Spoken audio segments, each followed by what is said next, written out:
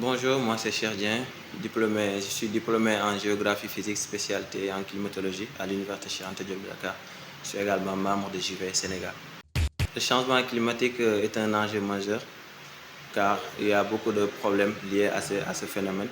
Par exemple, l'augmentation du niveau de la mer, la fonte des glaciers, l'érosion côtière, ce qui fragilise l'économie, la santé et les populations au niveau mondial. L'état du climat actuel au Sénégal est de plus en plus vulnérable, car le Sénégal, de par sa position géographique, est très touché par ces changements climatiques, allant de la baisse des précipitations, les vagues de chaleur qu'on voit, et des phénomènes extrêmes, comme par exemple les inondations, sont des phénomènes qu'on observe très souvent ici au Sénégal. Le Sénégal, comme je l'ai dit tantôt, de par sa position géographique, est très exposé, surtout les phénomènes de l'érosion côtière occasionnés par les changements climatiques. Récemment, on voit au niveau de Bagny des habitats détruits, également au niveau de Saint-Louis avec la disparition de la langue de Barbarie. Tous ces phénomènes sont liés directement au changement climatique et qui impactent directement les populations.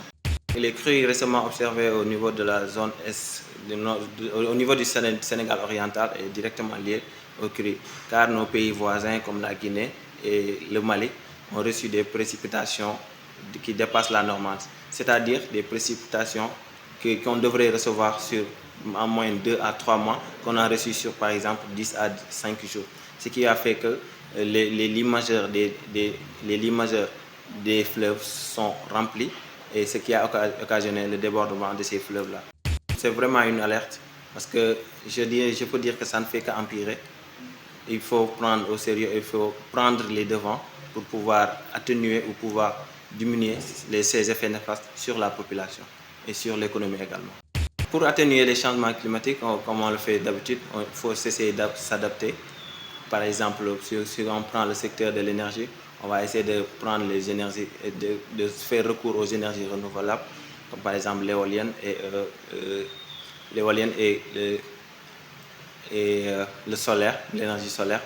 Mais également, il faut mettre en pratique l'agroécologie pour assurer la sécurité alimentaire, mais également mettre des mesures urgentes sur la protection des côtes, si possible, parce que c'est vraiment difficile de voir des maisons tout entières, des familles tout entières être détruites comme ça du jour au lendemain. Mais également, il faut mettre des politiques à appliquer, parce qu'on a tendance à mettre des politiques souvent, mais l'application reste des politiques qui vont permettre d'atténuer ces changements aussi bien au niveau local que national. On pense directement à la loi concernant le plastique, parce que le plastique n'est pas directement lié, n'est pas une cause des changements climatiques, mais ça aggrave ces changements climatiques-là, parce que le plastique a un grand impact sur l'environnement, ce qui fait que l'application de ces lois pourrait également diminuer la pollution du plastique, ce qui permettrait de mieux préserver l'environnement. Chaque année, on part à la COP, on revient, on tient des discours, mais après, on les range dans les tiroirs de l'oubliette. C'est-à-dire, on n'est plus au temps de la parole, mais c'est le temps de l'action.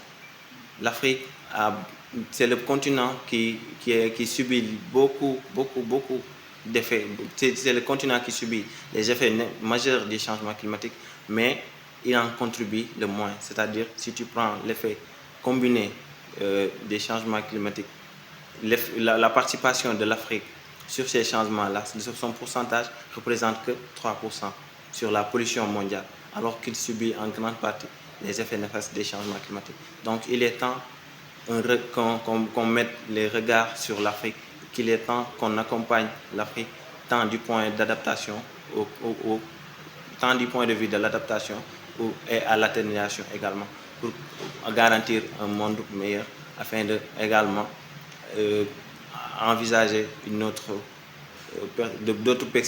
perspectives. À tout moment, ça peut revenir.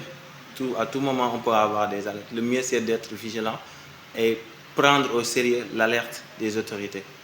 Parce qu'à travers l'ANACIM pour la météo et à travers la DGPRE pour ce qui est de la surveillance des fleuves, il faut prendre au sérieux ces alertes.